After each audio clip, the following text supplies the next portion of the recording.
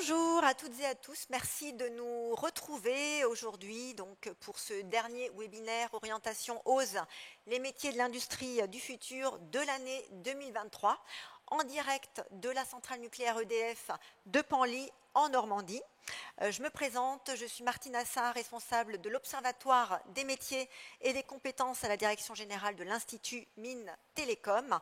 Et l'IMT, pour vous le rappeler, c'est un groupe de 8 grandes écoles publiques, 7 écoles d'ingénieurs et une business school, toutes réparties sur l'ensemble du territoire.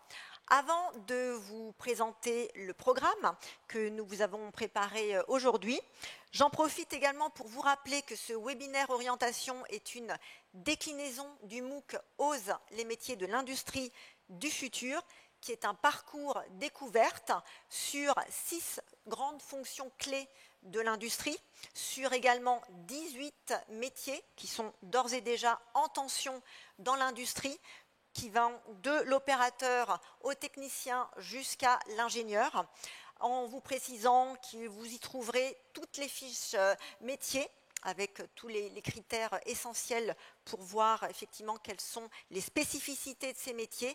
Vous avez également toutes les voies d'accès, que ce soit en formation initiale ou en formation continue. Ce MOOC est hébergé sur la plateforme FunMOOC, qui est notre partenaire, donc n'hésitez pas à vous rendre sur ce MOOC, à vous inscrire et à découvrir un petit peu la richesse des secteurs industriels et de l'ensemble de ces métiers. Alors, aujourd'hui, nous allons nous intéresser à la filière nucléaire, d'où notre présence sur ce site. Filière nucléaire qui, depuis, on va dire, quelques années, revient en grâce auprès de l'opinion publique, particulièrement du fait de la crise énergétique due au conflit ukrainien, qui nous a rappelé combien il était important de pouvoir avoir une souveraineté énergétique et aussi de disposer d'une énergie décarbonée. Donc aujourd'hui, avec l'ensemble de nos invités, eh bien, nous allons essayer de vous proposer un maximum de parcours à travers le témoignage de nos différents invités sur l'ensemble des métiers proposés, mais la richesse, là aussi, des métiers du nucléaire est vaste, donc n'hésitez pas également par rapport à ce que nous vous proposerons, eh bien, simplement d'aller vous renseigner en complément pour comprendre un petit peu la diversité de ces métiers que vous trouverez dans, là aussi, plusieurs secteurs, la conception, la construction, vous avez aussi tout ce qui est maintenance des sites industriels. En tout cas, retenez que tous ces métiers participent à rendre notre industrie nucléaire sûre, fiable et efficace.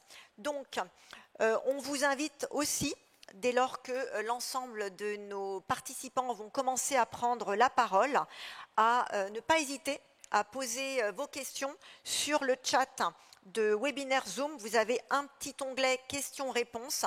N'hésitez pas, vraiment, dès le début, à poser vos questions. Nous essaierons effectivement de prendre un petit temps en fin d'émission pour pouvoir répondre à vos questions. Alors, en plus, effectivement, des métiers qui sont ici présentés sur le site d'EDF, nous aurons également un volet formation qui vous sera également proposé, puisque vous savez, pour celles et ceux qui avaient maintenant l'habitude de nous suivre, que chaque fois que nous allons dans un territoire, nous avons à cœur de pouvoir connecter les industries, les entreprises avec l'éducation nationale, en tout cas les opérateurs de formation, pour montrer finalement aussi comment ces différents acteurs sur ces territoires construisent, élaborent des collaborations et participent finalement à faire en sorte que les besoins des uns soient anticipés par les autres, simplement par le fait de créer des formations adaptées, de manière à créer tous les profils dont l'industrie va avoir besoin. Voilà, alors je vous propose déjà un petit sondage, simplement pour mieux vous connaître. Donc je vous le lance, n'hésitez pas à répondre en direct. Je vous laisse quelques petits instants et puis nous allons rapidement démarrer. Avant aussi, je voulais vous préciser que nous aurons un temps qui sera dédié à l'orientation, une petite séquence orientation qui nous sera proposée par notre partenaire l'ONICEP, avec une psychologue de l'éducation nationale qui nous présentera un petit peu les différentes voies d'accès également. Vous aurez également la possibilité là de pouvoir réagir, poser vos questions à Nathalie Lecéfel qui interviendra donc pour l'ONICEP, en sachant que ça ne vous a peut-être pas non plus échappé comme information ce matin. Parcoursup a ouvert ses portes ce matin, donc vous pouvez, à partir d'aujourd'hui, en tout cas pour les élèves de terminale, vous renseigner sur les diplômes, les formations, et donc aujourd'hui, n'hésitez pas à pouvoir vous intéresser à ces formations qui permettent de pouvoir rentrer dans ces différents métiers du nucléaire. Voilà, alors, on va tout de suite démarrer. Et on va démarrer précisément par Yves Magnon. Alors Yann, autant pour moi, ça commence bien. Voilà. Alors Yann, vous êtes le DRH de la centrale nucléaire de Penly. Donc on va commencer par vous et on a une tradition, c'est toujours de commencer par revenir juste quelques années en arrière, quand vous étiez vous aussi collégien et lycéen. Est-ce que vous saviez ce que vous aviez envie de faire ? Alors non, pas du tout. À mes années collégiennes et lycéennes, on était plutôt attirés par ou l'aéronautique ou l'automobile. C'était ce qui faisait un peu briller les yeux à cette époque-là. Donc moi, après un bac scientifique, je suis parti sur un DUT, donc génie mécanique et productique. Voilà, pour avoir des notions déjà un peu de terrain dans les ateliers. Et puis, comme ça a plutôt bien fonctionné, j'ai pu entrer dans une école d'ingénieur généraliste, arts et métiers. Et après, comme j'étais encore un petit peu circonspect sur est-ce que je veux faire vraiment du bureau d'études, je suis parti sur une année de spécialisation en business school sur le management de projet. Voilà. Très bien. Et donc, maintenant, vous occupez donc la fonction de DRH, donc, dans un secteur qui est en pleine, on va dire, dynamique de recrutement, puisque normalement, on table sur 10 000 emplois par an ces prochaines années, plus la perspective de création de nouveaux EPR2, de mémoire 6, je crois, dans ces prochaines. Oui. Voilà. Donc, qu'est-ce que ça a comme conséquence à votre niveau, puisque j'imagine que vous allez aussi avoir des campagnes de recrutement qui sont planifiées peut-être d'ores et déjà. Donc, qu'est-ce que vous recherchez? Quelle est la problématique finalement de recrutement qui vous est adressée? Les 10 000 salariés par an, c'est pour toute la filière nucléaire, par an pendant 10 à 15 ans. Donc exactement. Ça, c'est important de le préciser. Donc, oui. Autant pour le nouveau nucléaire que pour le nucléaire existant. Oui. Donc, concernant un site nucléaire comme celui de Penly, avec 2 réacteurs, on est environ depuis quelques années maintenant sur une 50aine d'embauches en CDI par an. Et on est sur une tendance qui sera globalement stable ces prochaines années pour être en capacité, de passer nos grandes périodes de maintenance, qu'on appelle le grand carénage, et aussi de préparer l'avenir avec certains co-recrutements en anticipation des futurs besoins des EPR2 qui sont nos voisins. Et alors du coup, quels sont les types de métiers que vous recherchez particulièrement ou qui sont particulièrement en tension chez vous ? Alors c'est très varié, effectivement. On a des besoins du niveau bac au niveau bac plus 5, donc c'est très large, la palette est très large.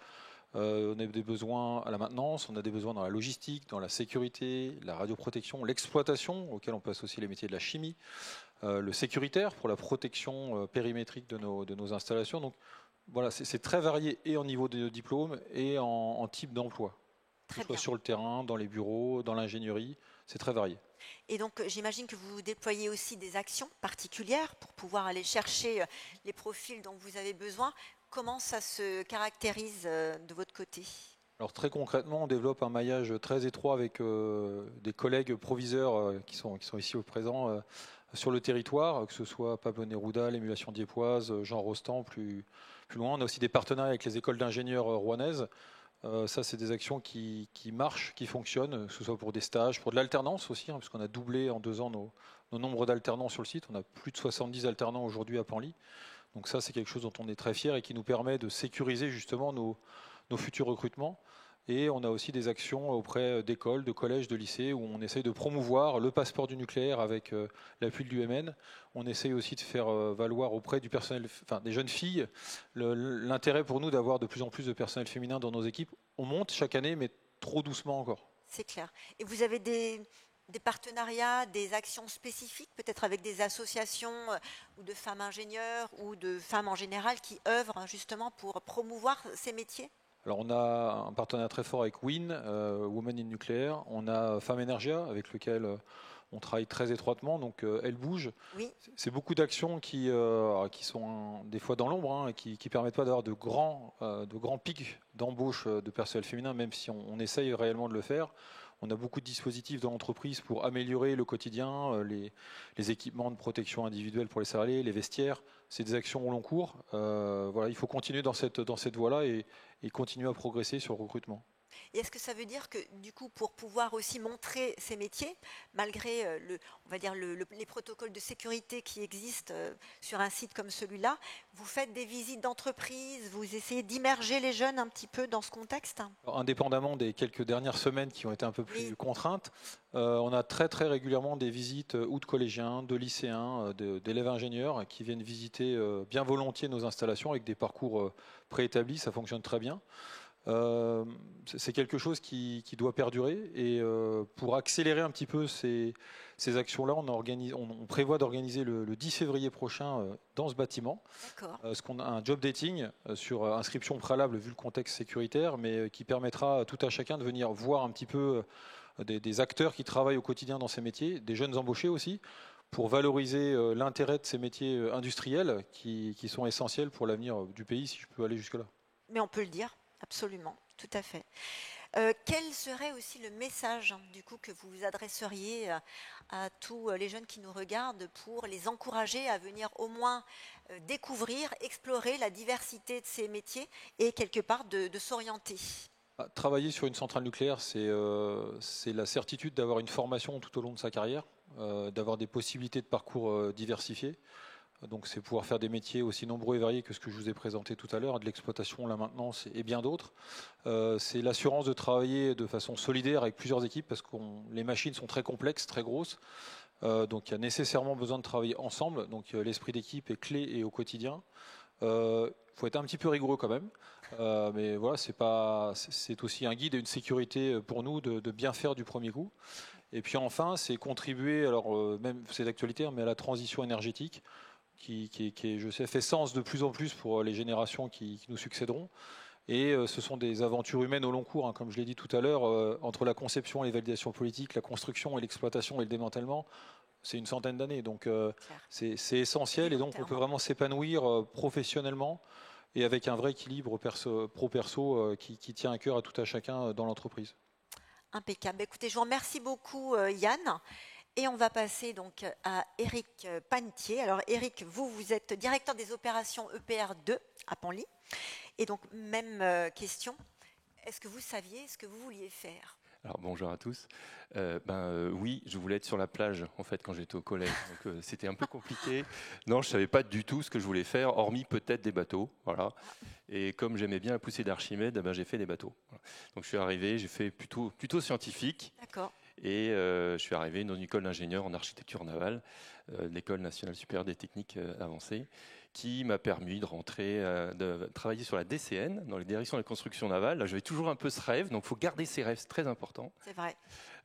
Et c'est là que j'ai découvert, puisque j'ai fait le rapport de sûreté du porte-avions Charles de Gaulle, et j'ai découvert ce monde en fait du nucléaire. Et du coup, ça m'a emmené à EDF, faire de la thermodynamique, faire du process, aller en Chine, aller en Angleterre, enfin faire des choses absolument incroyables, ce qui est une des vertus d'EDF.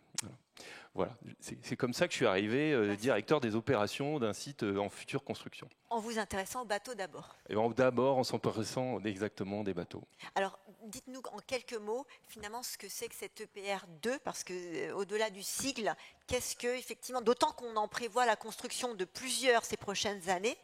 Donc, si vous pouviez nous définir juste dans les grands traits ce que c'est. Alors EPR2, c'est le renouveau du parc nucléaire en fait. Hein. Donc c'est une évolution du parc existant. On a fait Flamanville. Flamanville, c'était une évolution notable au niveau de la sûreté. Maintenant, on fait EPR2. EPR2, c'est une évolution notable industrielle sur la partie construction pour pouvoir émettre de moins en moins d'énergie carbonée et renouveler le parc pour être sur le mix énergétique. Ce qui est très bien et ce qui est indispensable pour les années à venir. Indispensable aujourd'hui pour l'ensemble de la planète. Alors, même question que j'ai faite à Yann. Alors, vous aussi, du côté EPR2, finalement, quels sont les besoins métiers, besoins en compétences? Et finalement, vous aussi, quelles sont les actions que vous faites pour pouvoir attirer les profils dont vous avez besoin? Très bien, oui. Alors, donc, le projet EPR2, on vise la construction de 6 réacteurs, dont j'en parlais tout à l'heure. Ces 6 réacteurs, aujourd'hui, on a déposé le dossier d'instruction cette année et on vise l'ouverture de la construction à partir de 2024. D'accord. Donc, qui dit construction, c'est un peu comme les grands travaux, les grandes tours, les gratte-ciel, les choses comme ça, des choses qu'on connaît un peu, c'est dans la rue, c'est un peu comme ça. Alors, avec beaucoup de technicité et de rigueur, comme tu l'as dit, Yann. Donc, ça se crée en un certain nombre de phases avec des métiers assez différents. Donc la première phase, c'est la préparation des travaux préparatoires, donc préparation du site. Alors c'est beaucoup des travaux de terrassement, des grosses machines, des VRD, donc des voiries, de l'électricité, etc. On construit le début d'une ville. Voilà, c'est ça qu'on fait. Donc c'est des compagnons très importants pour nous qui sont plutôt des terrassiers, des tireurs de câbles, etc. Après on attaque une autre période pendant 3 ans, c'est plutôt du génie civil. Alors là c'est du gros béton avec beaucoup de ferraillage. On amène 17 fois la tour Eiffel, le poids de la tour Eiffel sur le site quand même. Donc il y a beaucoup de logistique, tu en as parlé, du sécuritaire aussi, donc l'ensemble de vie du site. Mais par contre, là, on a des ferrailleurs, on a des coffreurs, tous les gens que vous voyez un peu dans la rue quand vous voyez une construction qui est en train de se bâtir. Ça, c'est la partie génie civil. Alors, on a besoin de l'ensemble, on a besoin de compagnons, on a besoin de techniciens, on a besoin de coordonnateurs de travaux, mais aussi beaucoup d'ingénieurs pour tout ce qui est préparation de l'ensemble de ce design-là. Ensuite, on a d'abord une autre étape extrêmement importante. Alors ici, c'en est un peu dans cette zone-là, c'est la partie des montages électromécaniques. Donc là, c'est des tuyaux, des équipements qu'il faut souder, qu'il faut coupler, beaucoup de contrôle-commande, des câbles, d'électricité.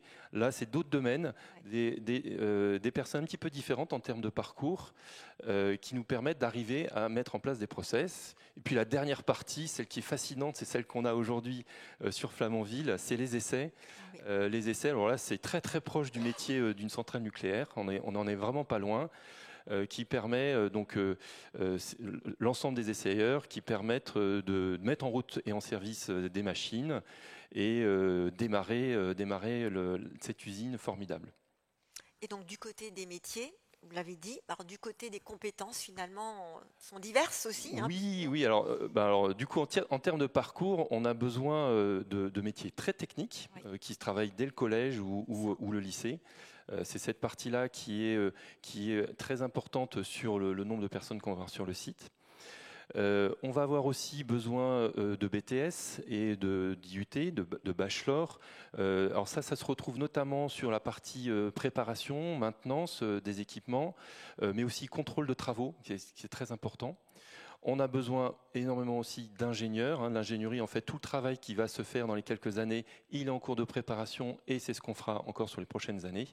Et aussi, il ne faut pas l'oublier, c'est que c'est des métiers extrêmement technologiques, avec beaucoup d'innovation sur le digital. On a besoin de beaucoup d'informaticiens qui permettent de développer ce genre de situation. Et donc j'imagine du côté de la diversité, vous aussi vous recherchez des opératrices, des techniciennes et des ingénieurs j'imagine. Des ingénieurs effectivement. Alors ce qui a été dit juste avant est tout à fait vrai. On est dans la même gamme, c'est-à-dire que la diversité est essentielle. De manière générale à EDF, on met beaucoup d'efforts sur ce sujet-là parce qu'on est persuadé que c'est un facteur de performance. C'est le moyen de détecter des talents qu'on n'aurait pas eu avant. Et en fait, on a vraiment une envie fondamentale d'ouvrir la féminisation de l'exploitation, mais aussi des chantiers. C'est fondamental de diversifier à ce niveau-là. Du coup, effectivement, alors on a un peu les mêmes mécanismes parce qu'on travaille beaucoup ensemble, mais en fait, on fait beaucoup d'interventions comme ici, au niveau des collèges et des lycées, dans les écoles d'ingénieurs. On est aussi avec Femmes Energia et l'ensemble de ces domaines-là est important à la fois pour communiquer et pour rattraper tous ces talents-là qui sont à l'extérieur et dont on a essentiellement besoin. Et donc, vous en faites partie certainement. Et donc, justement, pour conclure, quel est votre message ? Alors, mon message principal, c'est qu'on fait un métier absolument formidable. C'est essentiel pour le mix énergétique de demain. Donc, vous êtes contributeurs. Les gens qui sont en quête de sens, alors là, il n'y a rien de mieux parce que la machine, on la voit se construire, on la voit se faire. Tout ce que vous faites, vous y contribuez. Toutes vos contributions permettent de réaliser, de passer d'un paquet de papier à un immense édifice. C'est formidable. Donc ça, c'est ce sujet-là. C'est des parcours d'une très, très grande richesse. Fondamentalement, EDF notamment ouvre un nombre de possibilités qui sont assez astronomiques. C'est pour ça qu'on y vient la plupart du temps. C'est très technique, vous êtes très bien formés et vous contribuez fondamentalement à la lutte contre le changement climatique par ce biais-là. Donc n'hésitez pas à nous joindre. On fait des visites de sites, donc n'hésitez pas à venir. C'est très important de voir la machine et de voir le chantier. Merci beaucoup Eric. Et du coup, nous allons passer avec Fabien Chevalier à un petit zoom sur les métiers de la centrale nucléaire. Alors Fabien, vous êtes chef de service maintenance donc à la centrale nucléaire. Et entre parenthèses, vous êtes aussi diplômé de l'ESSIGLEC, mais vous allez nous le dire dans le petit récap parcours que vous allez nous faire. Pourquoi je parle de l'ESSIGLEC ? Parce que c'est aussi une école partenaire de l'Institut Mines Télécom. Donc on est d'autant plus fiers que vous soyez issus de leur rang. Alors, même question, Fabien, est-ce que vous saviez ce que vous aviez envie de faire quand vous étiez collégien, lycéen ? Alors, lorsque j'étais collégien, non, pas spécialement. C'est vrai que c'est toujours un petit peu compliqué de se projeter lorsqu'on est jeune, et c'était mon cas. Même si le domaine de l'industrie était quand même quelque chose sur lequel il y avait quelque chose. J'avais une fibre, il y avait quelque chose qui m'attirait dans ce monde-là. À titre personnel, du coup, j'ai fait un parcours plus qu'atypique, puisque au final, j'ai commencé par faire un BEP avant de faire une première adaptation, un bac technique. Et ensuite, j'ai enchaîné sur Maths Sup, Maths P, et ensuite je suis rentré au niveau de l'ESSIGLEC, du coup de Rouen, que j'ai réalisé en alternance au niveau d'EDF, mais à ce moment-là, j'étais côté distribution, donc côté ERDF. Et ensuite, je suis rentré donc en 2009 à EDF sur la centrale nucléaire de Cattenom. Oui.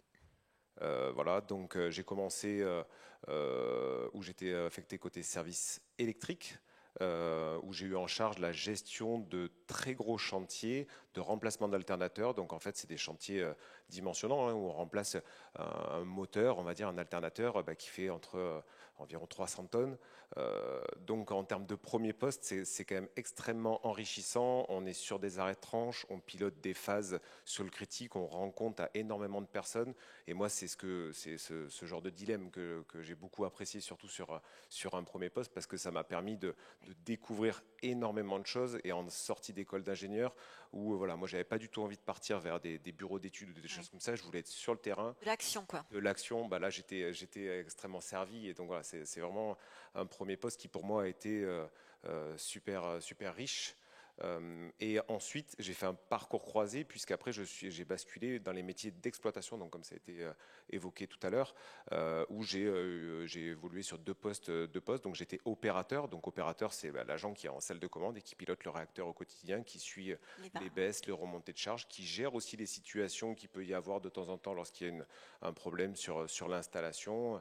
Donc voilà, un métier d'opérateur extrêmement enrichissant, sur lequel forcément, avant de faire ça, j'avais eu tout un parcours de formation qui était quand même extrêmement long. C'est quand même quasiment 2 ans de formation pour passer opérateur. C'est en fonction du niveau de vos responsabilités, finalement, qui vous incombe. Exactement. Et puis, j'ai été chef d'exploitation. Donc, le chef d'exploitation, c'est la personne qui a la délégation directement du directeur d'unité pour prendre en charge la gestion, on va dire, en 3/8, 7 jours sur 7, 24 heures sur 24, des 2 réacteurs qu'il y a sur un site. Donc voilà, donc ça c'était un parcours sur Cattenom, donc dans l'est de la France. Et ensuite, j'ai rejoint Panly il y a maintenant 4 ans, et je suis revenu dans le domaine de la maintenance, où j'ai été donc chef de service délégué, puis aujourd'hui chef de service du coup d'un service assez large, puisque au final il y a 115 personnes dans lequel on a différents métiers, que ce soit de la mécanique, de la chaudronnerie, de la robinetterie, du levage, donc des métiers très différents. Ouais. Alors du coup, là, vous êtes de plein pied dans le secteur de la maintenance. Donc vos activités, c'est effectivement de vérifier qu'il n'y ait pas de défaillance d'équipement. Mais plus globalement, vous, qu'est-ce que vous voyez sur finalement maintenant les quelques années que vous occupez ce poste vraiment sur le focus maintenance? Est-ce qu'il n'y a pas de difficulté de recrutement? Parce qu'on sait que malheureusement, il y a des formations qui ferment, des BTS par exemple, qui font plus le plein, qui a une vraie désaffection par rapport peut-être à l'image aussi de la maintenance. Qu'est-ce que vous diriez, vous, de la maintenance au niveau du nucléaire, voilà, pour attirer aussi quelque part des jeunes vers finalement ce que c'est, parce que la maintenance, c'est pas juste graisser des rouages ou des engrenages. Je pense que la maintenance aujourd'hui, il y a beaucoup de nouvelles technologies aussi, donc c'est plus, on va dire, quelque chose de diversifié, de complexe et de stimulant et d'intéressant. Alors en effet, la maintenance, c'est un domaine qui est extrêmement intéressant, et c'est d'ailleurs pour ça que moi j'ai voulu faire le choix un peu de faire un parcours croisé comme ça entre les domaines de l'exploitation et le domaine de la maintenance. Ce qu'il faut avoir en tête, c'est que les métiers sont extrêmement différents, et on a des vrais spécialistes dans les différentes spécialités en tant que telles. C'est des domaines très complexes, donc ça veut dire qu'un ingénieur mécanicien ou un chargé d'affaires mécanique aujourd'hui, de temps en temps, il peut avoir à gérer toute une turbine, donc une ligne d'arbre, on va dire, qui peut faire 30 mètres de long. Donc c'est quand même des métiers d'une grande précision sur lesquels on va aller régler des jeux au micron pour s'assurer que du coup, ensuite, lorsqu'on va redémarrer le réacteur, tout va partir et tout va fonctionner correctement. Il y a des métiers également autour de la chaudronnerie ou de la robinetterie, où du coup, il y a énormément de contrôles qui sont à faire réguliers. Et en effet, les méthodes de travail de ce qu'on a pu connaître peut-être dans les années 80 ou 90 et aujourd'hui sont quand même extrêmement différentes. Voilà, ce qu'il faut avoir en tête, c'est que du coup, il faut beaucoup de rigueur, parce que c'est vrai qu'on est dans un métier sur lequel il y a un référentiel qui est complexe, mais du coup, voilà, c'est un vrai plaisir de travailler au quotidien, et il ne faut pas avoir peur de se lancer dans ce domaine-là. Il y a tout ce qu'il faut aujourd'hui côté EDF pour être bien accompagné, être formé pour devenir compétent, parce que c'est sûr que c'est super important d'avoir des gens très compétents dans leur domaine. Et donc par rapport à votre service, vous essayez effectivement de plutôt cibler des profils qui viennent d'IUT, je crois que vous aviez parlé de cette filière-là, donc tout ce qui est filière peut-être GIM, GE2I, vraiment un peu spécifiquement maintenance. Les profils sont un petit peu larges, on va dire. Je prends aussi bien des bacs plus 2, des bacs plus 3. Oui. J'ai aussi des bacs plus 5 qui sont rentrés dans le service. Ce qu'il faut savoir, c'est j'ai l'année dernière, uniquement au niveau du service maintenance, il y a 14 personnes qui ont été embauchées, donc sur un service de 115 personnes. C'est quand même important, 10% de renouvellement dans un service. On a aussi une taille de service qui est en train de gonfler un petit peu, parce que, comme ça a été évoqué tout à l'heure, on a de plus en plus d'activités à passer. Donc les besoins sont extrêmement larges et extrêmement variés. Ok. Alors juste pour conclure, vous aussi, un conseil peut-être à nos jeunes, à leurs parents qui nous écoutent, pour peut-être être un peu plus curieux et venir comprendre ce que sont vos métiers, et le vôtre en particulier. Alors ouais, juste le petit message, c'est au final, faut pas du tout avoir peur du monde du nucléaire. On est formé, on est accompagné, et au final, on se retrouve dans des équipes qui sont extrêmement importantes. On a des personnes autour de nous pour nous encadrer, pour nous apprendre des métiers, pour nous apprendre des techniques de travail. Donc voilà, donc c'est un monde qui est extrêmement plaisant à vivre au quotidien. Moi, tous les matins, je me lève et je ne sais pas exactement ce qui va s'être passé, peut-être la veille au soir ou courant la nuit. Et on arrive le matin et puis il faut mobiliser la moitié du service pour aller réparer une pompe qui est tombée en panne sur la nuit ou des choses comme ça. Mais voilà, il y a tout un accompagnement avant de réussir à faire des opérations comme ça, parce que du coup, c'est complexe. Mais du coup, voilà, on est formé pour, mais c'est riche, c'est plaisant. Il n'y a pas de routine. D'arriver le matin, exactement, parce qu'il n'y a pas de routine. Et donc, c'est quelque chose qui est très agréable. Merci beaucoup, Fabien. Du coup, on va passer le micro à Curtis Clos. Donc, à qui je souhaite la bienvenue, et doublement, puisque je sais maintenant que vous êtes rattaché à une de nos écoles, une école de l'IMT, donc IMT Nord-Europe. Donc, vous aussi, finalement, quelle a été votre trajectoire avant d'intégrer, ou en tout cas de devenir dans les effectifs d'EDF? Dites-nous tout. Alors, d'abord au collège et au lycée, je savais, enfin, surtout au collège, je ne savais pas ce que je voulais faire. Au lycée, j'ai commencé à m'intéresser au domaine de l'industrie parce que j'ai toujours eu des appétences pour les matières scientifiques, hein, les maths, la physique. Donc à la sortie du lycée, alors j'ai fait un parcours un peu atypique, j'avais deux choix, c'était soit aller vers un DUT chimie ou soit vers la médecine. J'ai choisi la première année de médecine. Finalement, l'événement qu'on a tous connu, c'est le Covid, qui m'a fait beaucoup réfléchir sur certaines choses. Donc j'ai intégré un DUT chimie en apprentissage, ici à la centrale de Panly. Donc c'est vraiment un métier très intéressant parce qu'on découvre vraiment l'installation nucléaire. On fait des prélèvements sur l'installation, en salle des machines, dans le bâtiment réacteur. J'ai même assisté au déchargement du réacteur de la tranche 1. C'était vraiment l'expérience. Exactement, ouais. À 19 ans, être dans un bâtiment réacteur nucléaire, effectivement. C'est un privilégié finalement. Voilà. Et du coup, ça m'a fait naître la volonté de continuer dans ce domaine. En DUT, ça se passait bien, donc j'ai postulé à l'IMT, plus précisément à l'IMT Nord-Europe et en filière génie industriel. Donc j'ai déposé mon dossier, j'ai passé les concours d'entrée et j'ai été sélectionné. La confiance de Panly a été renouvelée. Super. Donc en septembre 2022, j'ai intégré le service sûreté qualité. D'accord. Voilà. Et donc maintenant, vous, au quotidien finalement, puisque vous êtes en alternance entre l'école et le site de Panly, qu'est-ce qui vous plaît quand vous êtes justement là parmi les effectifs de la centrale? Voilà. Est-ce que vous vous y retrouvez par rapport à ce que vous êtes venu chercher finalement? Tout à fait, oui. Moi, je voulais chercher pas de routine en fait. Et au service sûreté qualité, on a vraiment plusieurs pôles. On a les ingénieurs sûreté, les ingénieurs radioprotection, environnement, les relations avec l'ASN. Enfin, c'est vraiment diversifié. Donc chaque jour, il y a vraiment des nouveaux sujets. Donc je suis en appui des métiers pour répondre à différents besoins, optimiser leurs pratiques. Voilà, donc c'est vraiment riche. Et je pense que là, je suis diplômé en juillet 2025 normalement. Donc je pense que c'est dans ce domaine-là. Vous resterez dans le domaine du nucléaire. Voilà, c'est ça. D'accord. Et donc si vous vous projetez à 5 ans, donc là c'est pas tout de suite en 2025, c'est même au-delà, où est-ce que vous vous projetez finalement?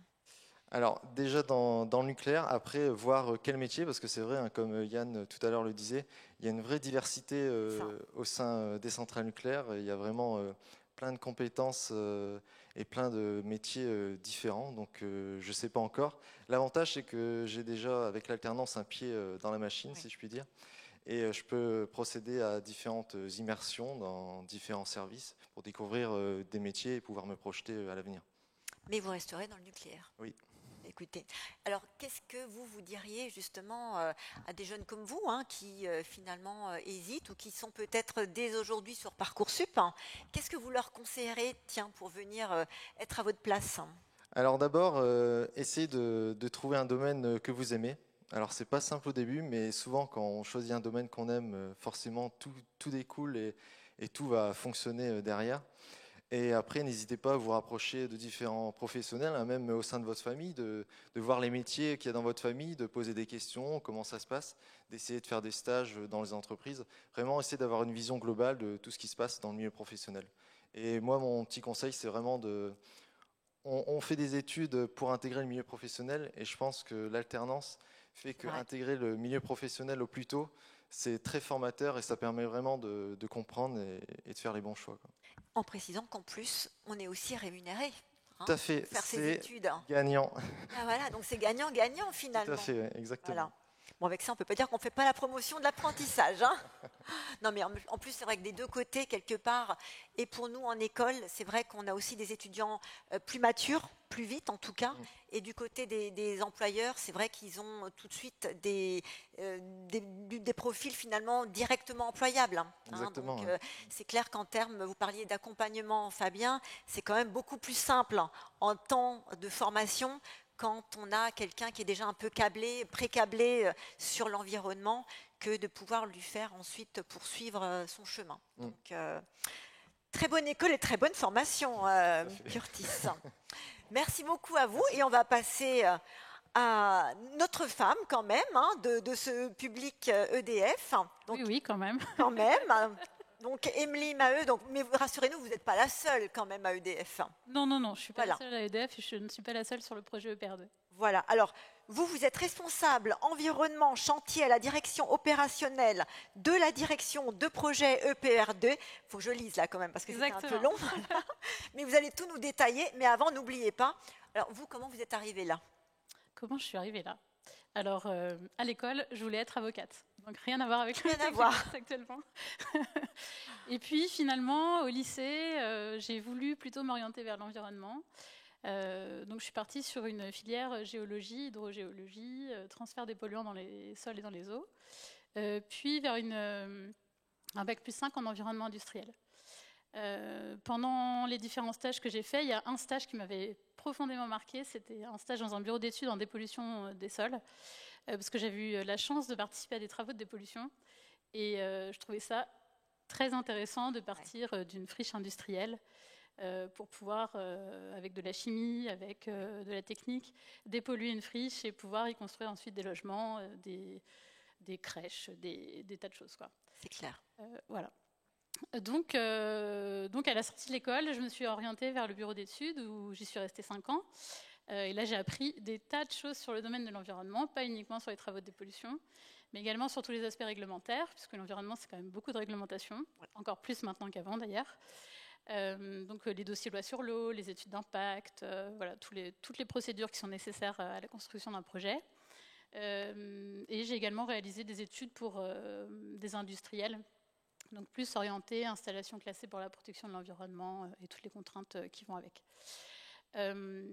Voilà. Ensuite, j'ai eu l'opportunité de travailler chez un maître d'ouvrage aménageur public sur des projets d'aménagement, de logement, aménagement de projets d'intérêt général, aménagement construction, où j'avais également des missions environnementales, donc de la préparation de chantier pour pouvoir justement construire les projets, et ensuite tout le suivi environnemental qui va avec. Et dans le cadre de cette expérience, j'ai participé à des groupes de travail ministériels pour la rédaction de guides ministériels pour les maîtres d'ouvrage, et également à la rédaction de textes réglementaires. Et donc, dans le cadre de ces groupes de travail, j'ai rencontré des personnes d'EDF qui m'ont donné l'envie de les rejoindre avec l'opportunité de ce projet EPR2, voilà, qui m'a fait briller les yeux. C'est clair. Et en même temps, votre préparation et votre formation en droit, en tout cas de juriste, finalement, avec tout on va dire, l'environnement juridique réglementaire qui entoure ce type de projet, finalement, était plutôt une bonne préparation sans le savoir, quelque part, par rapport à vos projets initiaux, en tout cas. Oui, je pense que tout mon parcours, en fait, m'a permis d'acquérir c'est ça. Toute une palette de compétences environnementales. Parce que l'environnement, c'est un terme générique, mais à l'intérieur de l'environnement, on a quand même beaucoup de missions différentes. Et donc, ça me permet aujourd'hui, sur le projet EPR2, de pouvoir participer et rédiger aussi une grosse partie des aspects réglementaires qui vont permettre l'ouverture du projet de construction. Et ça m'a permis également d'avoir toutes les compétences nécessaires pour pouvoir justement préparer ce projet de construction. Donc, il faut savoir que sur le site PR2, on va avoir, là on est dans la phase de préparation du projet de construction, et donc on va avoir beaucoup de choses à mettre en place, que ce soit sur les aspects compensation, puisque maintenant les aspects, la réglementation nous impose en fait de pouvoir compenser tous les impacts environnementaux qu'on a qu'on apporte avec un projet de construction, donc que ce soit au niveau de la biodiversité, de l'utilisation des espaces naturels, agricoles, forestiers. Et donc sur le projet de Panly, pour citer quelques exemples, on va avoir des petites missions comme le déplacement de grenouilles et de crapauds. C'est ce que vous m'aviez dit tout à fait. Mais oui, c'est pas anodin, non. Vous m'aviez demandé des exemples. Mais oui, mais il faut être concret. Il faut être concret, absolument. Voilà. Qu'on va déplacer vers des mares, on va déplacer également des plantes. Et on a des terrains à l'extérieur du site qui vont nous servir à compenser l'impact environnemental que l'on a sur le projet. Donc ça, effectivement, ça montre bien que quelque part, voilà, tout votre parcours vous aide aussi à pouvoir intégrer quelque part un secteur qu'on voit finalement que sous l'angle technique, technologique, mais il y a tout cet aspect réglementation environnementale qui prend une part aussi, on le sait, de plus en plus importante. Donc c'est aussi peut-être un moyen de rentrer aussi dans le secteur nucléaire auquel on ne pense pas forcément. Vous êtes la bonne illustration de cette orientation par un autre angle finalement d'attaque pour entrer dans le nucléaire. Effectivement, parce qu'il y a toute la partie projet de construction de la future, enfin de l'EPR2, qui là ressemble quand même à, donc Eric citait tout à l'heure les grandes tours, mais effectivement c'est un projet de construction classique, avec la rigueur du nucléaire bien évidemment, mais la partie nucléaire arrivera beaucoup plus tard sur le chantier, et donc on va avoir tout l'aspect environnemental à gérer, que ce soit au niveau des zones de compensation, mais de la surveillance environnementale à mettre en place sur le chantier. Le suivi des entreprises qui vont installer des installations classées pour la protection de l'environnement. Et donc notre rôle, c'est de s'assurer sur le chantier, de garantir en fait que les impacts environnementaux sont maîtrisés. Et donc ça veut dire que sur l'ensemble des prochains EPR2 qui vont être construits, votre métier finalement va prendre de plus en plus d'importance, parce que plus on va multiplier ce type d'installation nucléaire, plus il faudra aussi prévoir la mesure de ces impacts finalement sur l'environnement. Donc un appel d'air finalement vers votre métier. Exactement. Donc à la fois du fait des constructions qui sont prévues au fil des années, mais également du fait de l'évolution de la réglementation qui sans cesse ajoute des contraintes en plus quelque part. Enfin, contraintes, on va dire. Voilà. Des exigences complémentaires. Exactement, c'est ce que je voulais dire. C'est vrai. Exactement.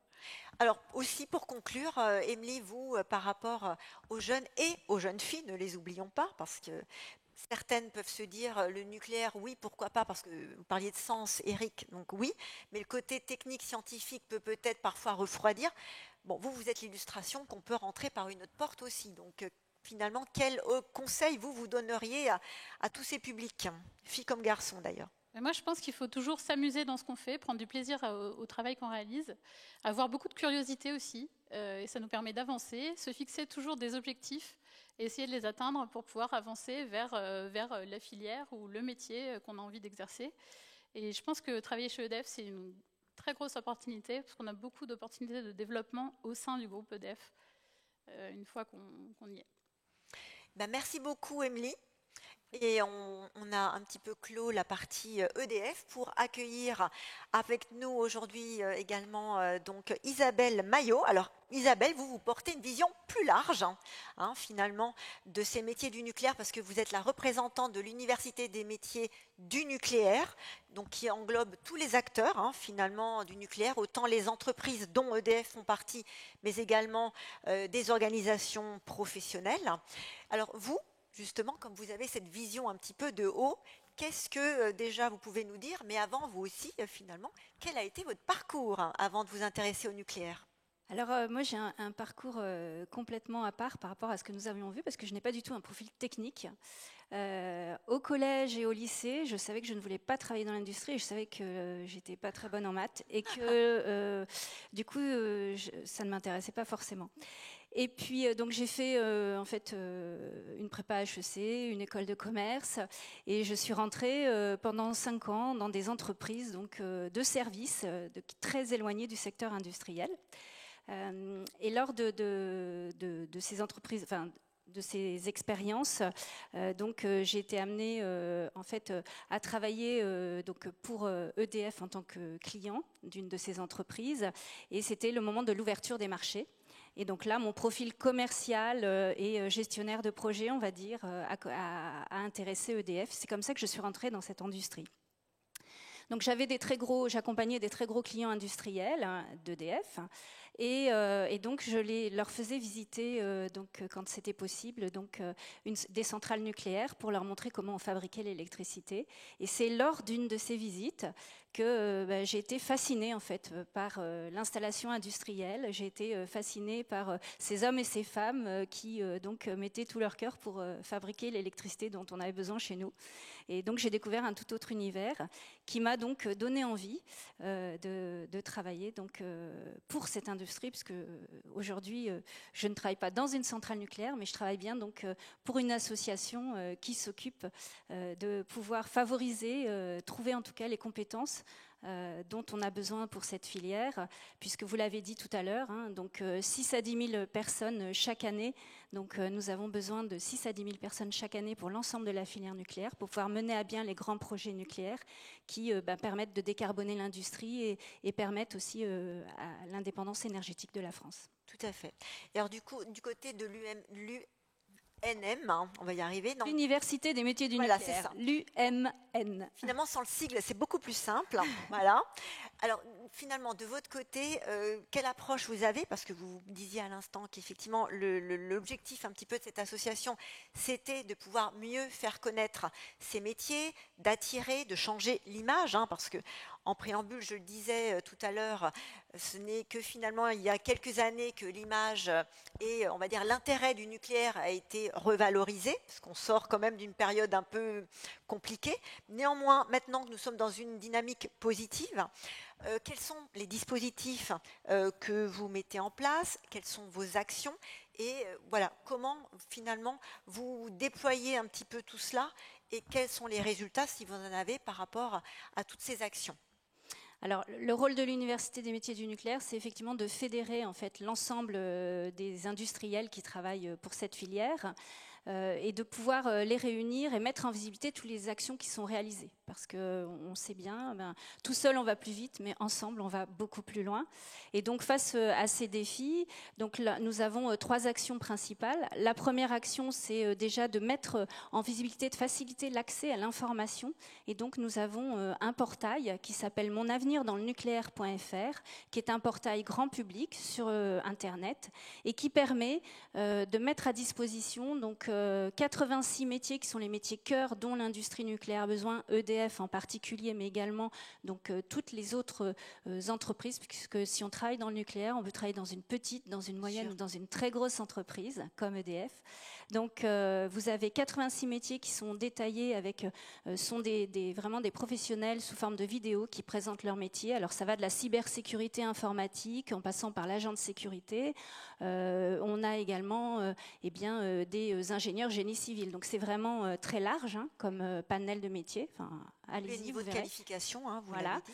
Vous avez également décrite, c'est sous forme de parcours. Donc pour mener à ces 86 métiers, quelles sont les formations que l'on doit avoir, qui permettent d'exercer ces métiers. Et donc vous avez le lien avec plus de 400 formations, France entière, mais aussi régionalisées, parce qu'on peut travailler près de chez soi quand on travaille dans le nucléaire, ce n'est pas délocalisable, ou alors aller à l'international si on a envie d'avoir ces projets-là. Et donc on a plus de 400 formations qui sont décrites et qui vont du CAP jusqu'au Bac+5.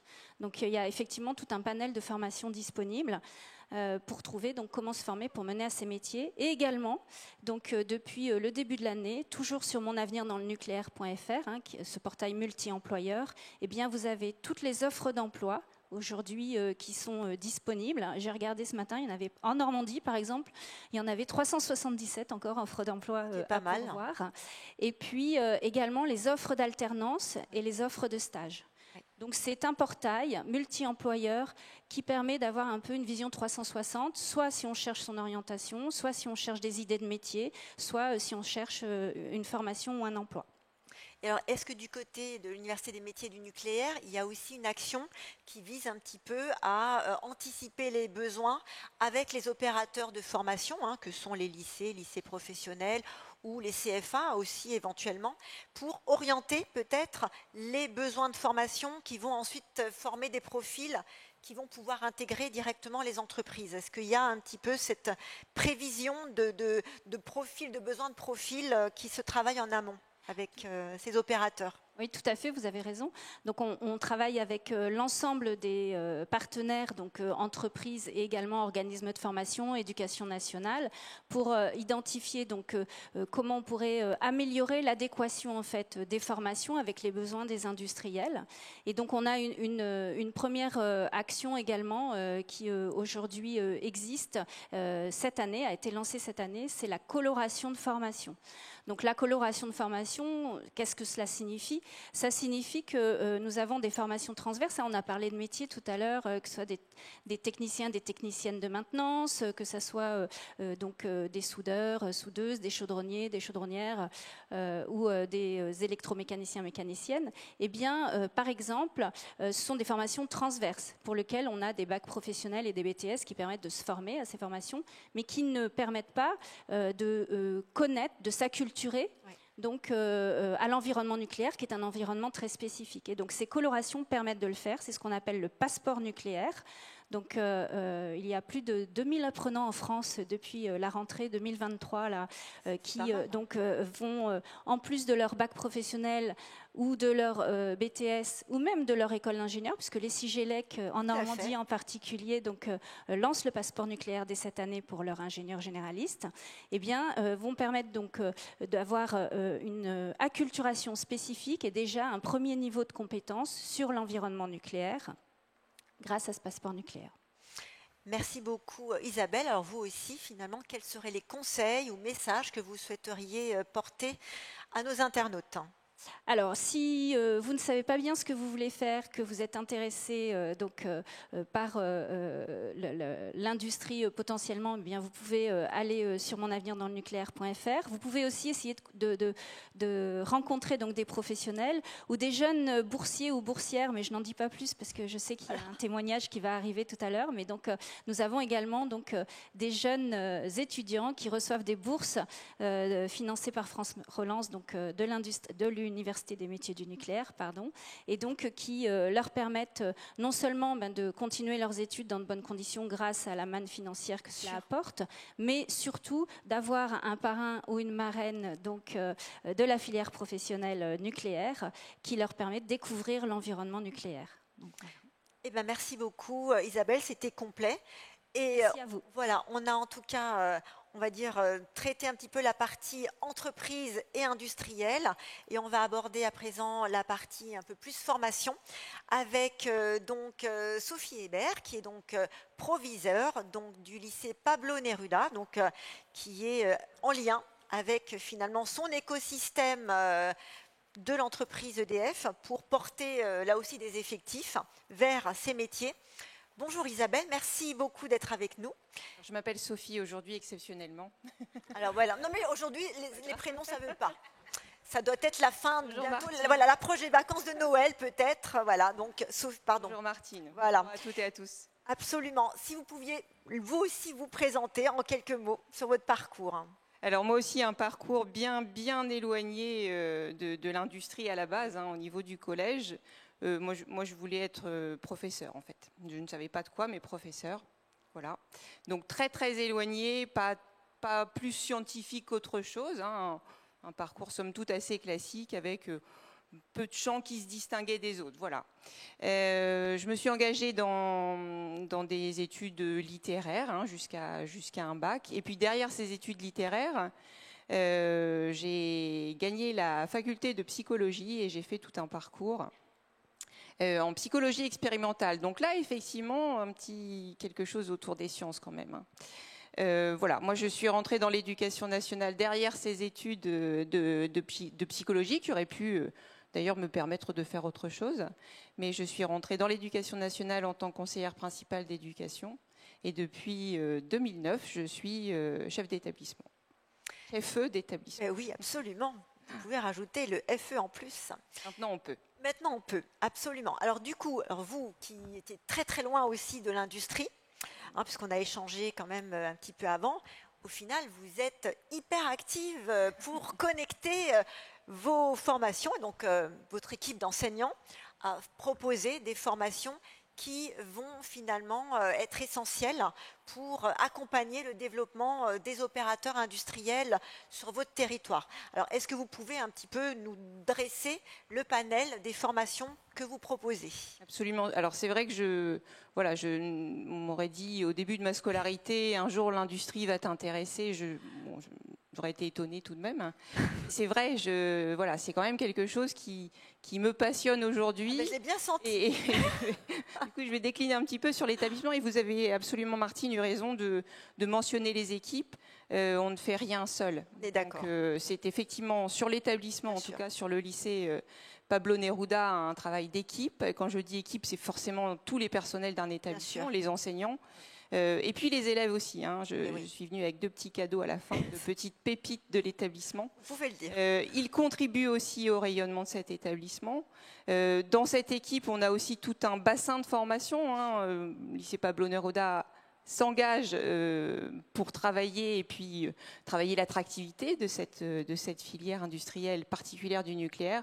On n'est pas tout seul sur la place de Dieppe, mes collègues de l'émulation diepoise sont aussi dans la même dynamique. Et puis, au-dessus de nos établissements, c'est un rectorat de Normandie qui nous permet effectivement d'avancer aussi sur ces thématiques-là. Et puis, une région normande qui investit beaucoup sur nos plateaux techniques. Oui, alors une dynamique, je vais me recentrer un petit peu sur ce que nous faisons au lycée Pablo Neruda. C'est un lycée général et technologique, donc on accueille après la classe de 3e, des élèves qui s'engagent dans un parcours un peu particulier, parce que Pablo Neruda, c'est pas un LGT classique. On est vraiment fortement coloré sciences et technologie. Sciences, parce que sciences et technologie, déjà, ça marche bien en général. Sciences, parce que sur la voie générale, nous ne proposons aux jeunes que nous accueillons simplement que des enseignements de spécialité scientifiques. Les 5, la palette des 5, mais que ces 5-là. Et puis sur la partie technologique, on n'a pas du tout de tertiaire, par exemple. On est exclusivement STI 2D, sciences et technologies industrielles et du développement durable. Donc, vous imaginez bien là les 2 enjeux quand on travaille en direction des publics de collège.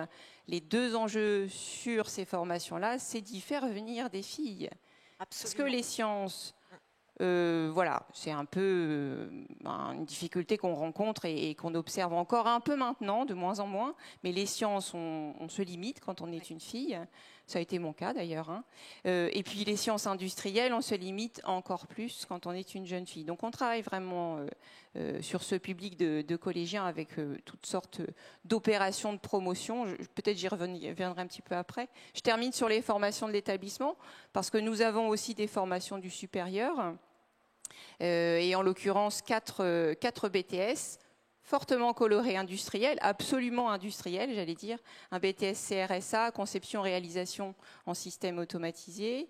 Un BTS SIM, conception et industrialisation microtechnique. Celui-ci, nous commençons à le proposer par la voie de l'apprentissage aussi. C'est un test qu'on a fait cette année.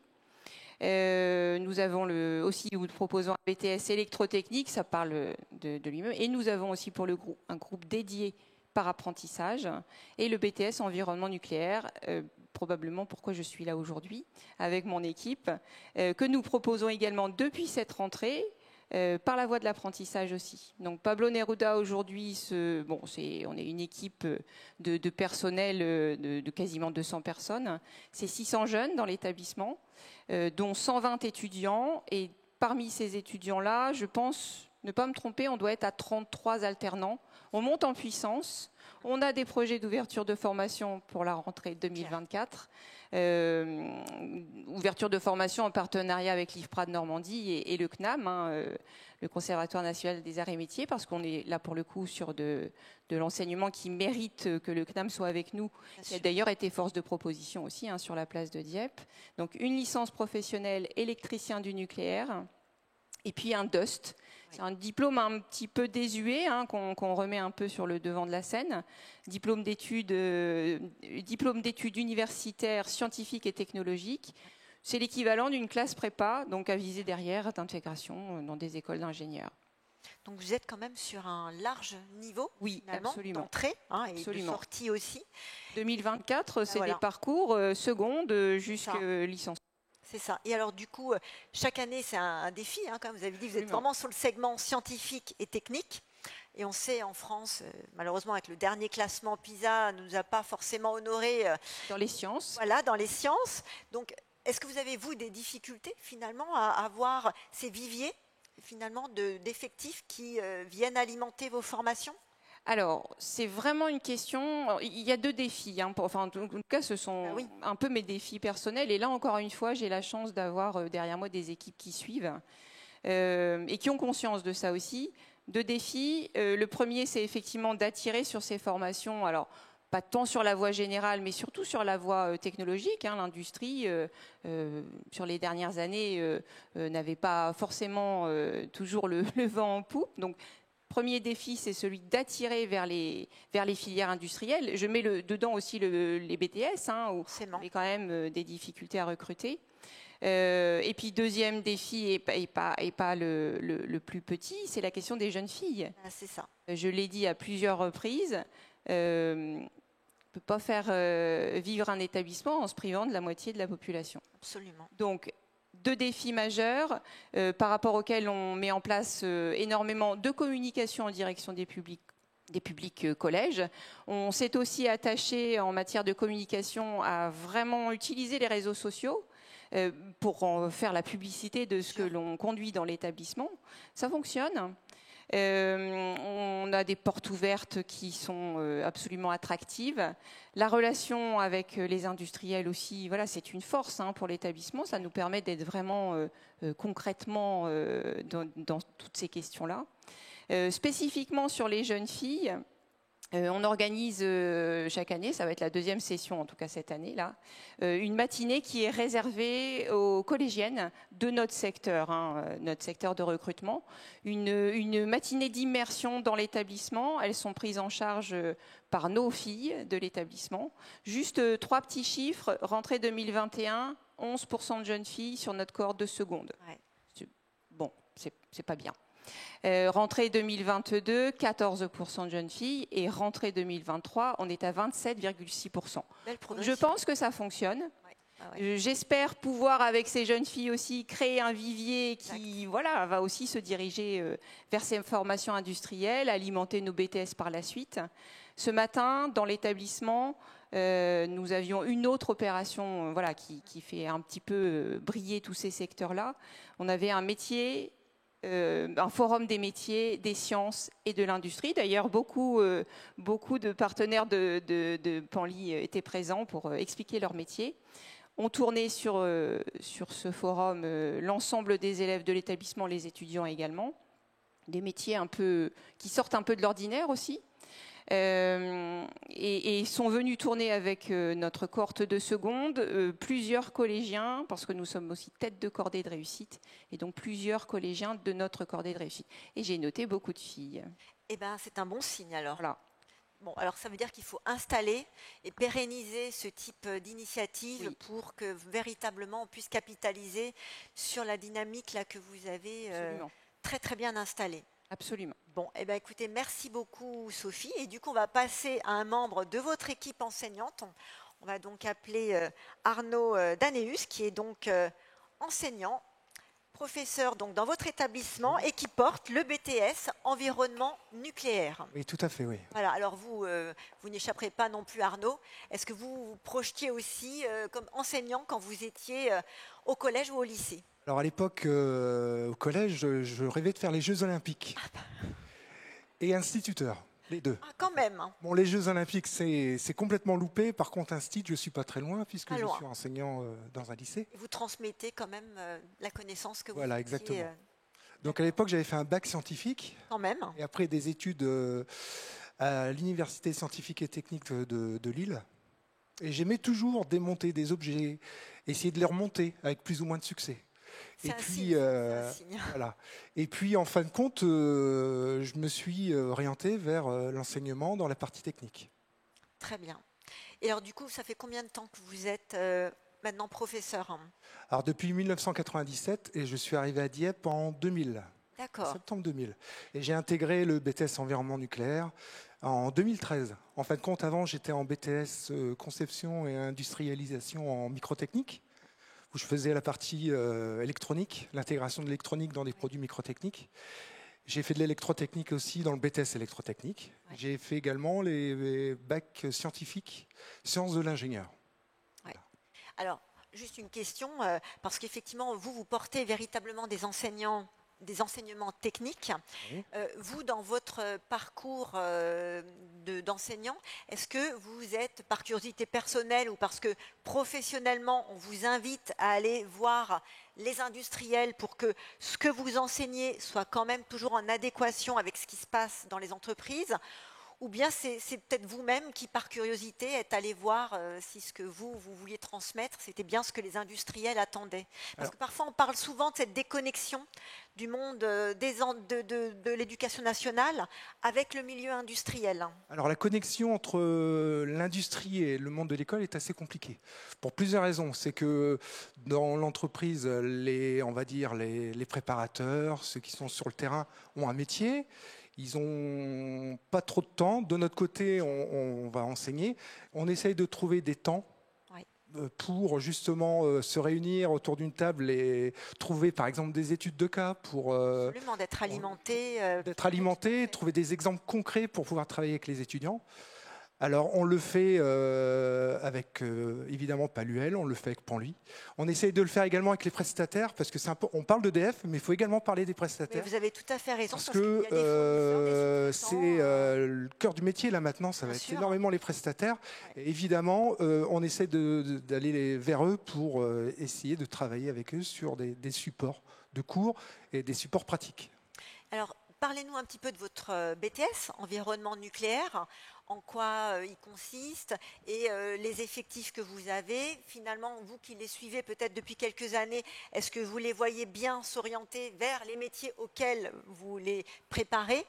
Qu'est-ce que vous pouvez nous en dire effectivement pour nous expliquer un petit peu ce BTS ? Alors le BTS environnement nucléaire, si on regarde du point de vue national, on a une dizaine d'établissements en France qui proposent ce BTS environnement nucléaire. La plupart des établissements le proposent par apprentissage. Le lycée Pablo Neruda fait partie des quelques établissements qui le proposent au statut scolaire. D'accord. Et depuis, en effet, cette année, on le propose également sur statut d'apprentissage. Ouvert avec deux profils. Avec deux profils. Voilà. Alors, deux classes différentes, totalement autonomes l'une de l'autre. D'un côté, le statut scolaire, avec 15 étudiants. Donc, on a des effectifs de 15. Oui. C'est vraiment quelque chose qui est vraiment très avantageux pour les étudiants, parce qu'en fin de compte, on a un contact privilégié avec les étudiants. Ouais. Et du côté des apprentis, on a pour l'instant 6 apprentis. D'accord. Ça devrait monter en puissance puisque ça a été ouvert cette année. Alors vous, du coup, parce que vu que vous avez deux types de profils, deux types de classes, ça veut dire que dans vos enseignements, vous avez une partie, donc 6 élèves, si j'ai bien compris, qui sont en immersion toute l'année dans l'entreprise, et une autre qui est peut-être un peu plus en bulle avec vous. Oui. Comment vous les faites évoluer? Parce qu'il y a quand même du coup 2 chemins et 2 types finalement de préparation et de maturité, quelque part, pas qui s'opposent, mais qui cheminent finalement en parallèle. Comment vous faites pour finalement alimenter les uns et les autres? Alors, en effet, le rythme n'est pas du tout le même, puisque d'un côté, on va avoir les étudiants pendant les 2 années et on va avoir le temps de se poser. On va avoir le temps d'approfondir dans des domaines qui font partie du référentiel du BTS, mais également qui répondent aux besoins des professionnels. Et du côté des apprentis, là, on va aller moins en profondeur, évidemment. On va, quand ils reviennent de leur semaine, des 15 jours d'apprentissage, on va leur poser des questions pour essayer de voir quels ont été les points sur lesquels ils ont travaillé en entreprise et voir, nous, vers quelle autre partie du référentiel on peut s'orienter pour essayer d'être le plus complet possible. Et est-ce que parfois vous faites dialoguer finalement ces 15 élèves et ces 6 élèves pour qu'ils échangent sur leur expérience finalement de formation? Pour l'instant, je vais vous avouer que pas du tout. On a démarré en septembre pour l'apprentissage. C'est tout frais. Bien sûr. Alors en effet, c'est le genre de situation qu'il va falloir qu'on mette en place. Mais pour l'instant, on ne le fait pas. D'accord. Voilà. Et alors du coup, avec la distance des années, vous avez pu regarder un petit peu, finalement, en termes d'insertion professionnelle, vers quel type de métier vos étudiants, finalement, s'orientaient. Est-ce qu'il y en a qui poursuivent après le BTS ou directement, ceux qui étaient, par exemple, en statut apprentissage, s'orientent directement là où ils ont fait leur alternance? Oui, alors on a fait un sondage il y a environ 2 ans où on a envoyé un questionnaire à nos étudiants en leur demandant justement qu'est-ce qu'ils devenaient. Et on s'est rendu compte que finalement le BTS environnement nucléaire, et on retrouve la même situation dans les autres établissements qui font la même formation, on a des étudiants qui s'orientent après le BTS vers des métiers qu'on appelle les métiers support. D'accord. Alors la logistique, oui, bien sûr. On va parler de la sécurité, de la prévention des risques, on va parler de la qualité. Ils s'orientent surtout vers ces métiers-là. Et puis on a quand même en tout cas au niveau du statut scolaire, on a beaucoup d'étudiants qui partent et qui continuent vers une licence professionnelle, voire une école d'ingénieur. En fait. D'accord. C'est la grande majorité sous statut scolaire. Après, en apprentissage, on va dire que quand on leur propose un ticket d'embauche, évidemment, ils vont le prendre. Et parfois, c'est avec une possibilité d'évolution vers une licence professionnelle ou une école d'ingénieur. D'accord. Mais il reste statistiquement quand même dans le secteur du nucléaire? Et il reste... alors, on a 8 étudiants... Alors, il y a 2 années, 8 étudiants sur 10 qui restent sur le nucléaire. Ce qui est plutôt une très voilà, bonne 80%, c'est quand même pas mal. Absolument. Et parmi ces 80%, on va avoir 75%, donc à peu près 6 étudiants sur les 8, qui vont vers les métiers support. Et 2 qui sont orientés vers la maintenance. La plupart du temps, ce sont des élèves qui ont fait un bac professionnel, en électrotechnique, en chaudronnerie, en mécanique, qui sont venus chez nous faire un BTS environnement nucléaire. Et en fin de compte, après, ils ont décidé de partir chez des prestataires dans leur domaine. Très bien. Et alors, comme on parlait beaucoup là du statut effectivement par apprentissage, parce que c'est pas tout de former par apprentissage. Derrière, il faut aussi que le tissu industriel puisse recruter et placer et trouver des stages pour donc vos alternants. Quelle relation vous et puis j'imagine aussi votre chef d'établissement a avec ce tissu industriel, parce que plus on promeut ces formations par apprentissage, plus il faut avoir une bonne assise dans son territoire d'industriels pouvant justement absorber tous ces alternants. Alors pour l'instant, c'est du pain béni pour nous. Tant mieux. Parce qu'il y a une telle demande que les professionnels viennent vers nous pour nous proposer des places d'apprentissage, donc de faire la formation du BTS par apprentissage. Ce qui veut dire que tous vos alternants, quelque part, savent que dès lors qu'ils commencent leur formation, derrière, ils ont un emploi garanti tout de suite. Exactement. Souvent même actuellement en CDI en plus. Donc c'est finalement des formations à privilégier si on a envie effectivement d'accéder rapidement à un métier. Un métier, exactement. Si on est intéressé par le secteur du nucléaire. Voilà. Pour conclure, Arnaud, vous aussi, finalement, pourquoi un élève devrait venir dans votre formation, ou une élève? Alors, pourquoi un élève devrait venir dans nos formations? Parce qu'en fin de compte, quand on ne connaît pas le nucléaire, on a l'impression que c'est quelque chose qui est très obscur. Oui. Moi-même, avant de rentrer sur un CNPE, j'étais pas totalement attiré. Et en fin de compte, j'ai des collègues qui m'ont dit « mais va voir, tu verras, c'est super intéressant ». Et en effet, quand on va visiter les installations, quand on rencontre des techniciens, on s'aperçoit qu'on a affaire à des gens passionnés, rigoureux, très intéressés. Et on arrive le matin et on repart le soir. Parce qu'ils nous gardent avec nous, ils veulent nous faire visiter, ils veulent nous expliquer plein de choses.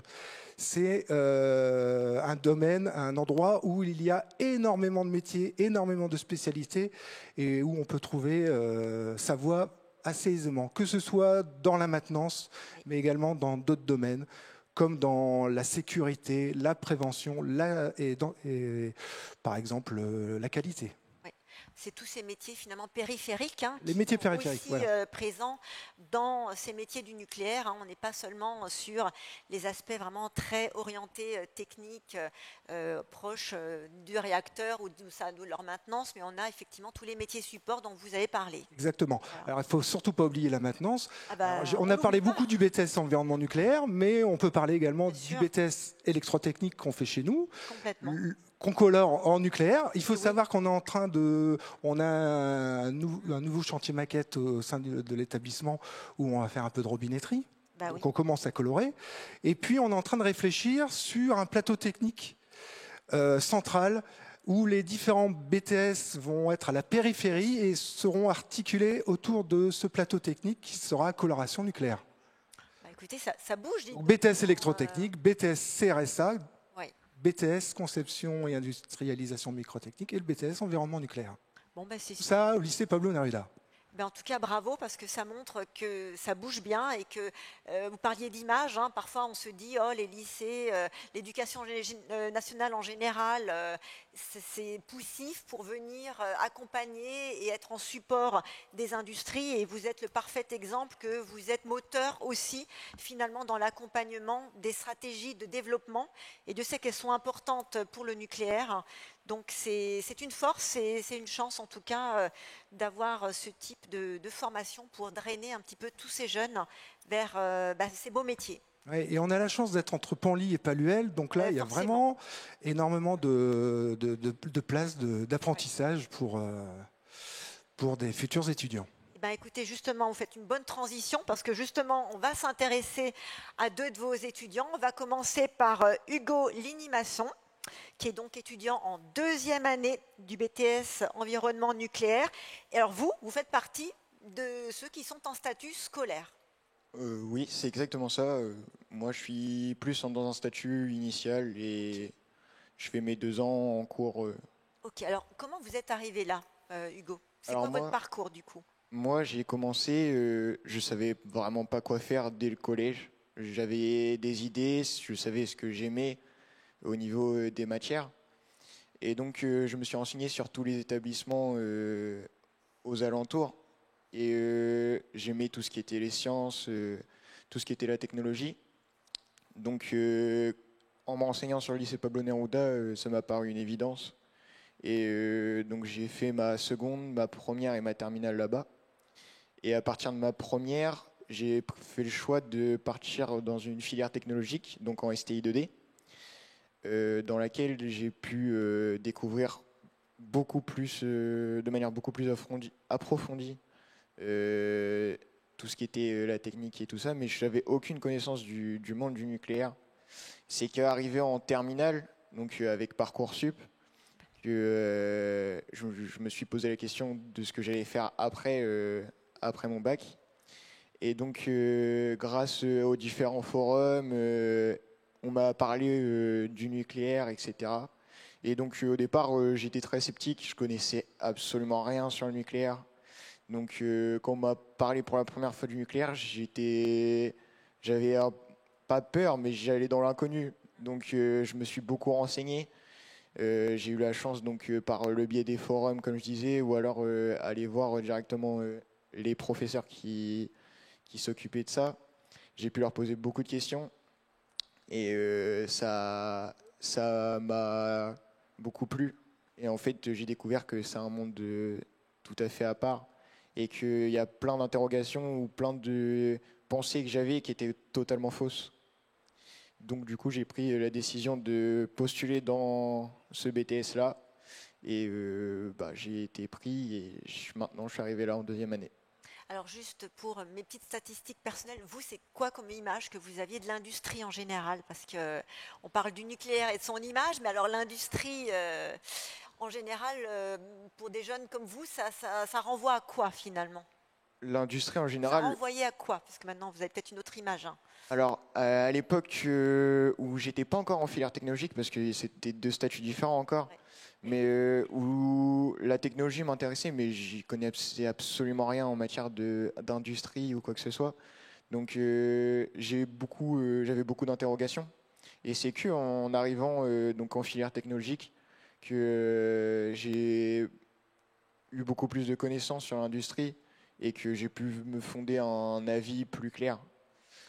Et donc ça m'a plu au niveau de la manière de réfléchir et tout ça, c'est d'une manière totalement différente que les autres domaines. Et est-ce que vous avez eu l'occasion de finalement faire des visites dans des entreprises, des usines? Est-ce que vous êtes rentré finalement comme on est un petit peu sur ce site, voir un peu à quoi ça ressemble, ce que les gens faisaient. Est-ce que c'est quelque chose que vous avez vu ou pas du tout avant de rentrer dans le BTS et peut-être effectivement d'avoir l'occasion de faire une visite? Avant de rentrer en BTS, j'ai eu une sortie scolaire, on va dire, en primaire pour visiter la centrale. Mais c'est tout ce que j'ai eu. Je suis jamais rentré dans une entreprise, que ce soit dans le monde du nucléaire ou dans le monde de l'industrie. Ouais. C'est qu'arrivé en BTS où on a eu l'occasion de visiter notamment Panly, où on peut voir aussi grâce à l'UMN, oui, qui m'a permis de venir une deuxième fois à Panly. Voilà, parce que justement, je voulais faire le lien, puisque Isabelle en a parlé juste sans trop tout dire, puisqu'effectivement, vous, votre formation, vous avez aussi pu bénéficier d'une bourse de la part de l'Université des métiers du nucléaire. Si vous pouvez nous en dire un petit peu quelques mots de comment, effectivement, vous avez pu obtenir ce prix et cette bourse, du coup. Alors, c'était donc pour ma part l'année dernière. Et donc, je suis arrivé en BTS, je n'avais pas connaissance de ce dispositif, ni de comment postuler ou quoi que ce soit. C'est quand on a eu il y a eu une première présélection. Et donc, c'est à cette présélection-là, donc on est arrivé dans la salle, on ne savait pas trop à quoi s'attendre, puisqu'on ne savait rien du dispositif. Et on avait juste été convoqués. Au départ, quand on est convoqué chez la principale, on a un petit peu peur. Ah oui, là, c'est pas bon signe, là. En général. Et au final, c'était une très bonne surprise. On m'a annoncé le dispositif et comme quoi il allait y avoir une étape suivante, donc un entretien avec notamment des professionnels. Et du coup, il fallait se préparer. J'ai donc préparé un maximum cet entretien, qu'on avait un délai pas si long que ça. Donc, il fallait être à fond dessus. C'est clair. On a fait du coup l'entretien. Et après l'entretien, on a eu les résultats dans un petit délai de 2 semaines, il me semble. Et donc après, on a eu les résultats et j'ai vu que j'avais eu la chance d'avoir cette bourse. On vous félicite déjà pour ça. Et en même temps, c'est pas qu'un prix, c'est aussi de l'accompagnement. Je crois vous êtes coaché avec quelqu'un effectivement qui est dans ce secteur du nucléaire pour un peu baliser un peu votre trajectoire quelque part de formation. Oui, pour ma part, ça a été l'un des plus gros plus actuellement. C'est ce parrainage parce qu'il m'a permis de rentrer en stage. Déjà avant le stage, j'ai eu l'occasion de beaucoup discuter avec mon parrain de l'UMN et qui m'a permis de savoir ce que je voulais moi, premièrement, et ce qui pouvait être le mieux aussi. Et donc j'ai pu faire mon premier stage de BTS dans son entreprise, qui est une entreprise de formation. Ouais. Et donc dans cette entreprise, j'ai pu avoir un autre œil déjà sur comment apprendre. C'est clair. Et j'ai pu aussi acquérir énormément de connaissances, puisque en un mois de stage, j'ai fait une dizaine de formations. Donc certaines ont été validées, comme celle de base, comme le SCN1 ou celle de base du nucléaire. J'ai été jusqu'au RP1. Celles-ci ont été validées et les autres, c'était des fonds de salle. Donc rien d'officiel, mais ça apporte quand même une connaissance très large. Et en dehors de ça, encore aujourd'hui, j'ai encore reçu un mail de mon parrain, encore hier, qui me demandait d'avoir un appel pour comment va se passer mon deuxième stage. Bon, ça c'est sécurisant quand même, et surtout... c'est un vrai plus. Ouais, c'est clair, ça fait vraiment la différence. Où est-ce que vous vous voyez dans 5 ans, finalement, après votre BTS? Est-ce que vous savez si vous travaillerez tout de suite, si vous continuez vos études? Alors, ça a changé durant les 2 ans de BTS, parce que je suis arrivé dans le BTS dans l'optique de m'arrêter, parce que les études, j'en avais marre. Et en fait, arrivé au premier mois de BTS, je pensais déjà à pourquoi pas poursuivre. Et plus le temps y passait, et plus je me suis dit, donc l'année dernière, je suis arrivé à me demander pour une licence. Ah oui. Et aujourd'hui, je me pose des questions pour aller vers un bac+5. Ouais. Donc... au fur et à mesure, ça fait que plus motivé encore à la formation. Et avec l'alternance, c'est un vrai plus. Puisque je pense que si je continuerais, ça serait via une alternance. Ouais. Donc finalement, l'orientation vers ce BTS n'a été que profitable et bénéfique pour vous, quoi. Ah oui, je pense que c'était le choix qu'il fallait que je fasse et au jour d'aujourd'hui, je regrette en rien du tout. Bon, alors du coup, c'est ce que vous conseillez également. On va vous envoyer du monde, hein, Sophie. Hein.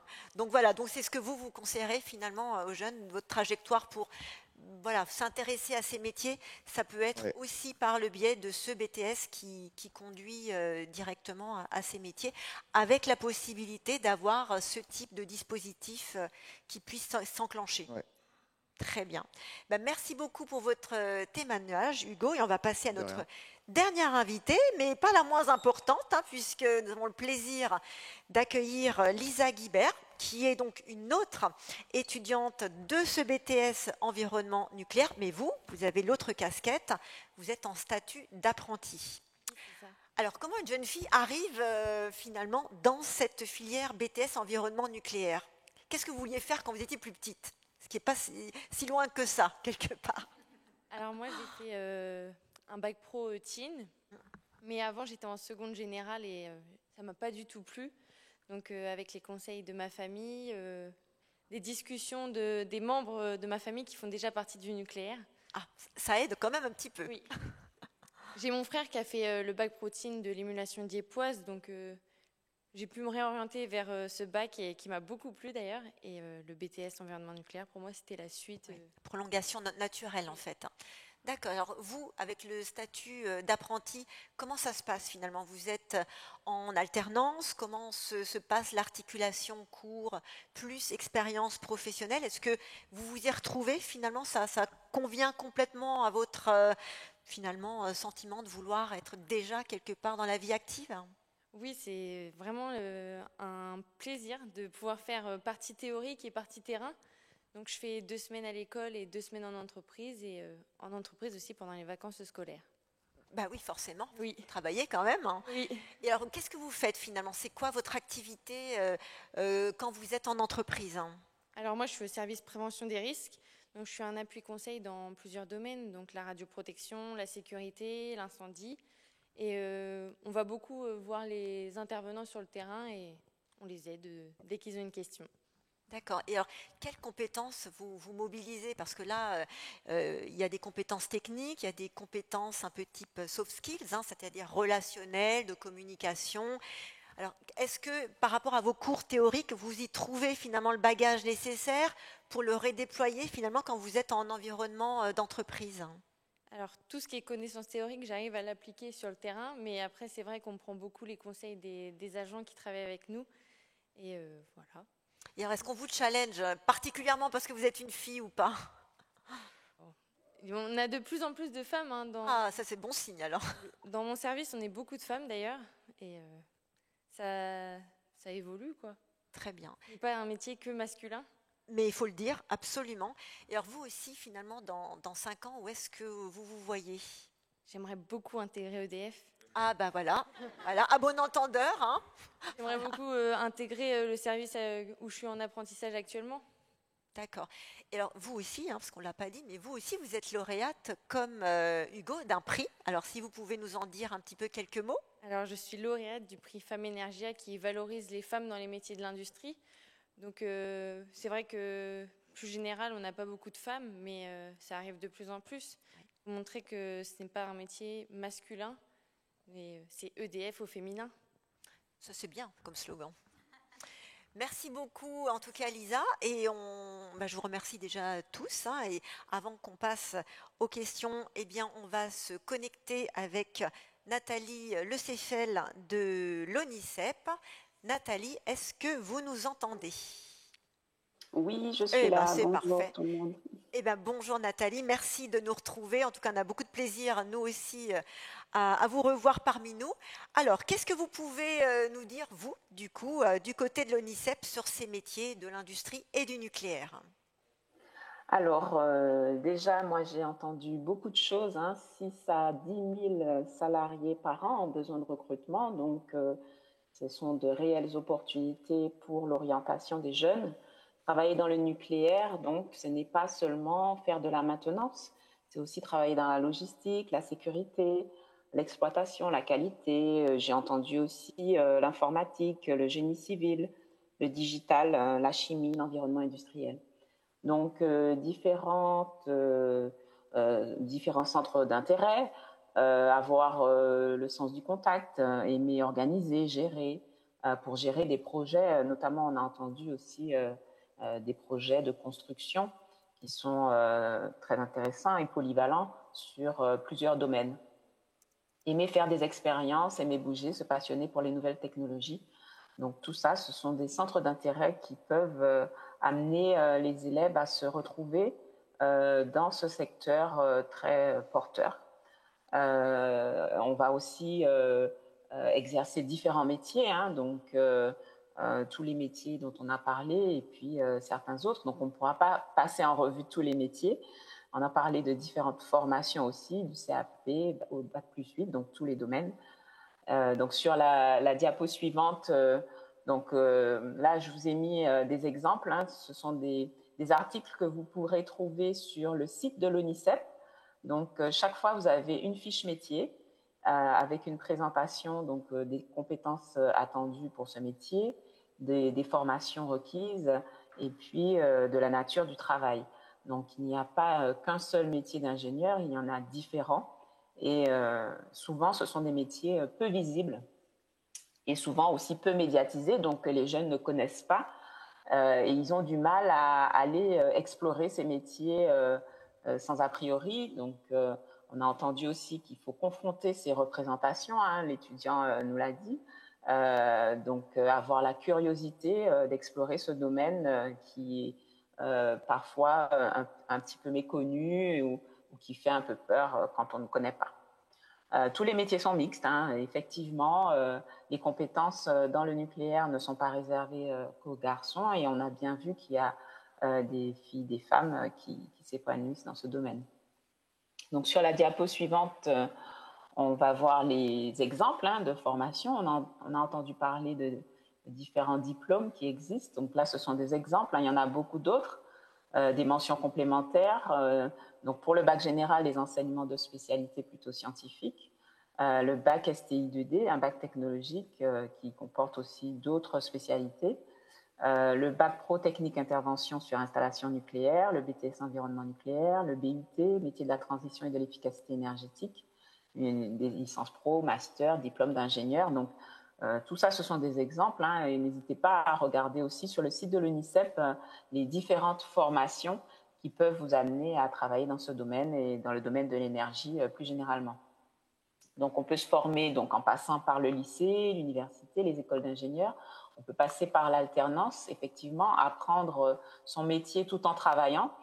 La formation continue, lorsqu'on est déjà salarié ou qu'on travaille, on peut envisager une reconversion et reprendre une formation continue et valider un diplôme tout en travaillant.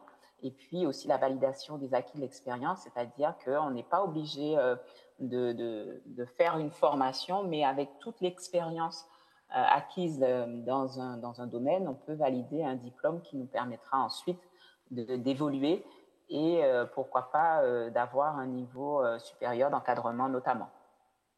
Alors, je voulais vous parler aussi donc, des ressources que l'ONICEP met à votre disposition pour s'informer. Donc, c'est très bien de pouvoir explorer tous ces métiers avant de faire un choix. Le site de l'ONICEP, vous le connaissez, hein, vous avez l'habitude de vous y rendre pour trouver des informations sur l'orientation, les métiers, les diplômes. Donc voilà, il y a des témoignages sur ONICEP TV. Donc il y a beaucoup de professionnels, d'étudiants qui témoignent. Ce sont des vidéos courtes hein, qui témoignent de leurs expériences et de leur métier. La librairie de l'ONICEP a donc les publications. Donc ce sont des parcours, des guides qui regroupent donc les informations sur les écoles. Et puis les informations aussi sur tous les métiers. Donc c'est par thématique, les métiers de la chimie, les métiers de l'énergie, les écoles d'ingénieurs, etc. Donc ces guides sont téléchargeables aussi en ligne. Hein. Vous avez une version numérique et puis vous avez la version papier que vous pouvez trouver sur le site de la librairie. L'ONICEP est présent sur les réseaux sociaux, donc vous pouvez nous suivre toute notre actualité. Et puis, pour les enseignants, vous avez aussi une banque de ressources pédagogiques pour permettre aux élèves de découvrir toutes les informations sur le monde professionnel, pour découvrir les formations, les filières, les métiers d'avenir. Donc, vous avez Réseau, la banque de ressources pédagogiques, pour vous aider dans vos missions d'accompagnement à l'orientation.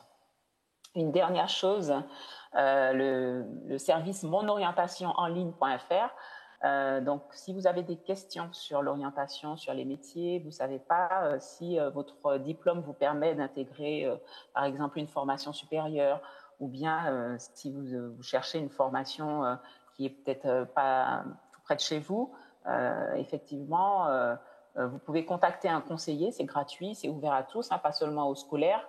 Donc, tout public peut aller sur monorientationenligne.fr et avoir des conseillers donc, qui répondent par téléphone, par mail ou par chat en direct à toutes vos questions sur l'orientation, les métiers, les formations. Donc, n'hésitez pas, les parents d'élèves, n'hésitez pas, les étudiants, les salariés, tout le monde. Vous avez les conseillers de l'ONICEP qui répondent à vos questions. Voilà. Merci beaucoup Nathalie, et j'imagine qu'à partir d'aujourd'hui, la plateforme monorientationenligne.fr va pas mal fonctionner étant donné l'ouverture de Parcoursup. Donc voilà, j'imagine que ça va effectivement, en tout cas, être bien sollicité. Je vous remercie également pour toutes les ressources documentaires que vous avez postées sur le chat qui ont sûrement permis de pouvoir répondre déjà à pas mal de questions. Alors, nous en avons quelques-unes, du coup, n'hésitez pas encore, pendant qu'on va traiter les premières, à les poser en direct. Alors, on va commencer par Sophie, parce que j'ai une question qui vous est directement adressée. Quel est le nombre de femmes en tant qu'étudiantes qui sont présentes au lycée Pablo Neruda ? Alors, les étudiantes, on est donc sur le niveau BTS, et c'est là où les actions qu'on conduit depuis maintenant 2 ans n'ont pas encore absolument payé. Oui, tout à fait. Les apprentis, vous êtes 2. Lisa, j'ai 2 jeunes femmes apprenties sur le même BTS, du coup, en sous-statut scolaire, en première année. J'ai 2 jeunes femmes sur un BTS CRSA, j'ai aucune jeune fille sur le BTS SIM. Et en électrotech, j'ai une jeune fille qui voulait intégrer la filière du nucléaire. Nous n'avions plus de place sous statut scolaire et elle voulait vraiment le statut scolaire. Et du coup, on a proposé ce BTS-là dans lequel nous avions encore de la place avec cette idée de coloration. On se lance là-dedans à partir de cette année sur des profils déjà volontaires et puis des profils qu'on va cibler nous aussi. Donc voilà, vous avez vu, ça fait 2, 4, 6, 7. Bon, il faut bien démarrer. Voilà. On démarre. Et j'ai aussi une jeune fille, 8, avec Alizé. Voilà. 8 jeunes filles sur 120.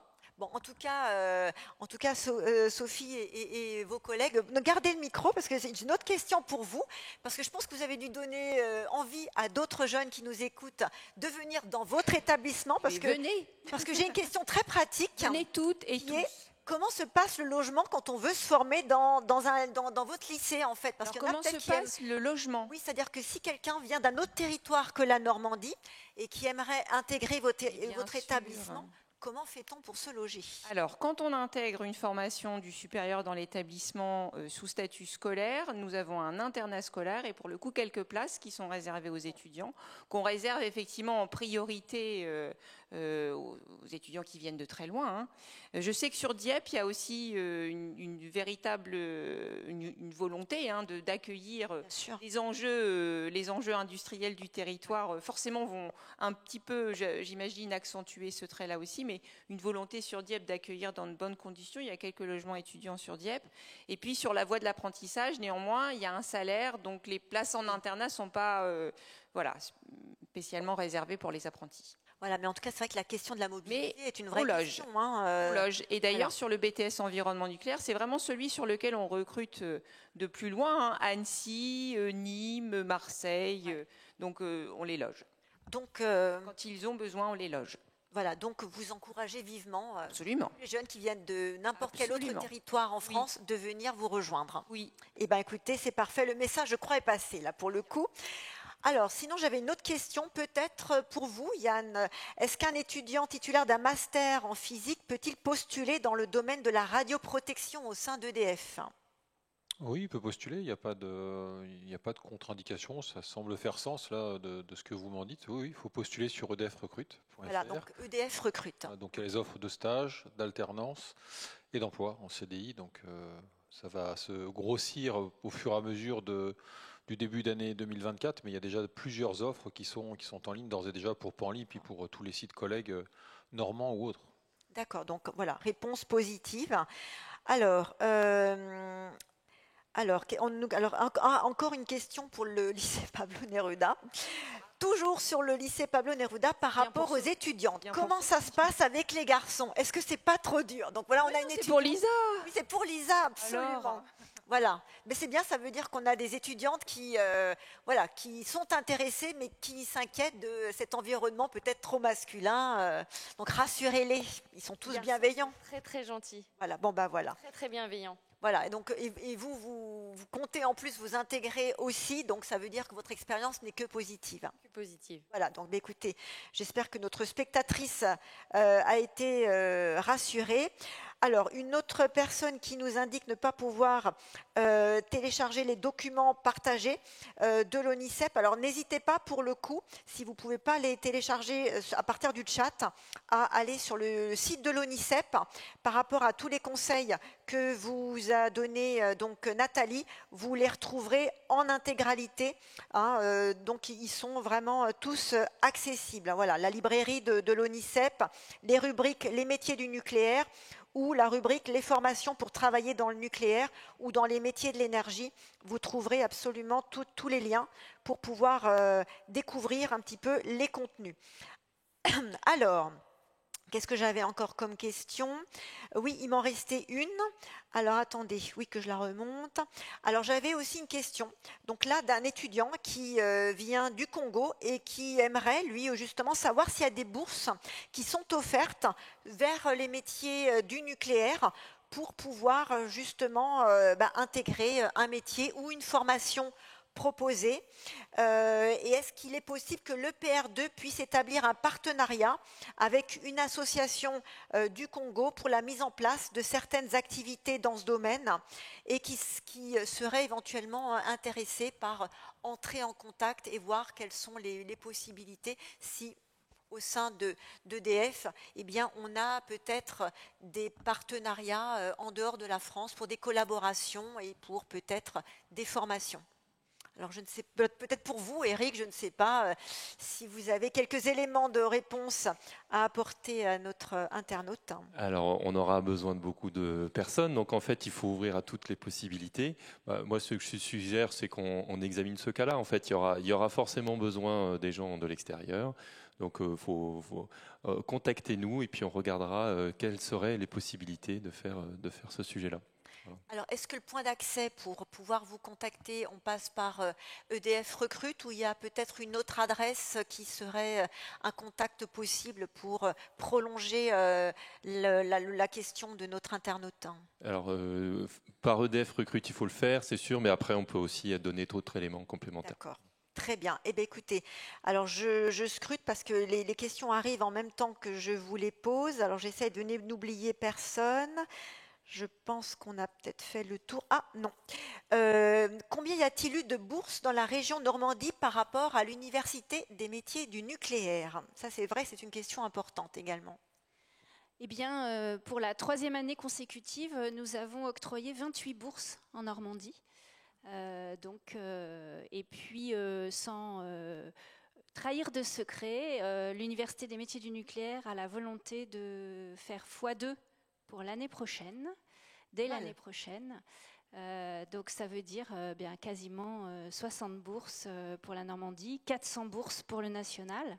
Et donc ce sont des bourses, encore une fois, qui sont pour l'ensemble des diplômes qui préparent au donc bac professionnel ou bac plus 2, qui préparent donc au métier d'électricien, au métier de technicien de maintenance, sous statut scolaire, pas sous format apprenti, hein, sinon ça se cumulerait avec le salaire. Absolument. Donc, et donc tout ce qui est électromécanicien, donc c'est une diversité de diplômes. Ce ne sont pas que des diplômes nucléarisés comme le bac protine ou le BTS, donc environnement nucléaire, mais également des bacs professionnels techniciens de chaudronnerie industrielle, des BTS de maintenance, des bacs professionnels maintenance, voilà. Tous les métiers qu'on a vus et les spécialités qu'on a vues tout à l'heure. En tout cas, c'est un très beau dispositif, hein, parce qu'on l'a vu, ce n'est pas qu'une allocation de moyens financiers, c'est aussi tout un accompagnement. Hein, on a vu avec Hugo, hein, le coaching, le parrainage. Ça, c'est quand même, on va dire, quelque chose qui est important aussi pour ne pas naviguer à vue et pour être en tout cas accompagné et avoir un fléchage de son parcours. Donc ça, c'est vraiment un plus en tout cas. Exactement, et ça permet d'être en relation avec l'ensemble des partenaires industriels normands, puisqu'on est en Normandie aujourd'hui, mais au niveau français. Et donc, je tiens à remercier aussi vraiment l'engagement de tous ces parrains et ces marraines qui sont des professionnels, qui font donc ça en plus de leur métier de tous les jours, mais qui ont vraiment la volonté de transmettre et de donner envie par rapport à leur métier. En tout cas, moi, je vous remercie parce que c'est vraiment ce que je pense, en tout cas, personnellement, avoir entendu de chacun de vous. Hein, c'est vraiment l'engagement, la motivation et le partage, en fait, de vos expériences pour ces métiers. Et véritablement, je pense que ça a pu permettre, en tout cas, de donner envie aussi à ceux qui nous ont écoutés et regardés. Donc, un grand merci à vous. J'en profite aussi pour remercier Olivier Durand, toute son équipe, pour l'engagement exemplaire, hein, je dois le dire quand même, hein, voilà, de toute cette préparation, de toute cette organisation. Donc, un grand merci à vous. Et qui sait, hein, c'est peut-être le début d'une autre collaboration également. Voilà, et bien écoutez, nous sommes arrivés du coup au terme de ce webinaire orientation. Hein, on n'a pas trop dépassé, donc ça va, on a réussi à maîtriser nos délais. Moi, je vous donne personnellement rendez-vous l'année prochaine, puisque nous serons le 31 janvier prochain donc chez Airbus Hélicoptère pour la seconde fois, hein, puisque nous étions au mois de mars de cette année sur leur site de Marignane. Voilà, comme ça s'est bien passé et que le secteur de l'aéronautique, comme celui du nucléaire, est aussi en pleine expansion avec des gros besoins de recrutement, nous allons là sur leur second site qui est donc à Paris-le-Bourget et qui nous permettra de pouvoir envisager une autre série de métiers sur ce secteur. Voilà, donc n'hésitez pas en tout cas dès demain à aller sur le site de l'IMT, sur le site YouTube de l'IMT, puisque vous y retrouvez le replay de cette émission. Et je dis ça aussi également pour les parents, les élèves, mais également pour le personnel enseignant, puisque dans certains établissements, nos webinaires orientation servent de ressources pédagogiques pour alimenter et les 32 heures d'orientation au collège et les 54 heures d'orientation au lycée, hein, puisque voilà, la connaissance des métiers de l'industrie, c'est vrai, c'est particulier, et c'est vrai qu'il faut parfois quelques supports pour montrer cette diversité, cette richesse aux étudiants et aux élèves, donc n'hésitez pas non plus à vous en servir. Et puis, écoutez, sinon, n'hésitez pas non plus à nous rejoindre sur le groupe des webinaires Ose les métiers de l'industrie du futur sur LinkedIn. Et puis, nous restons à votre disposition si vous aviez d'autres questions sur le forum du MOOC Ose les métiers de l'industrie du futur, où là, on vous répondra pour prolonger un petit peu les débats. Eh bien, écoutez, on en a fini pour aujourd'hui sur ce focus sur la filière nucléaire. Je vous souhaite également de passer de très belles fêtes de fin d'année et on se retrouve en 2024 pour une nouvelle édition de ces webinaires. Merci beaucoup et à bientôt. Merci.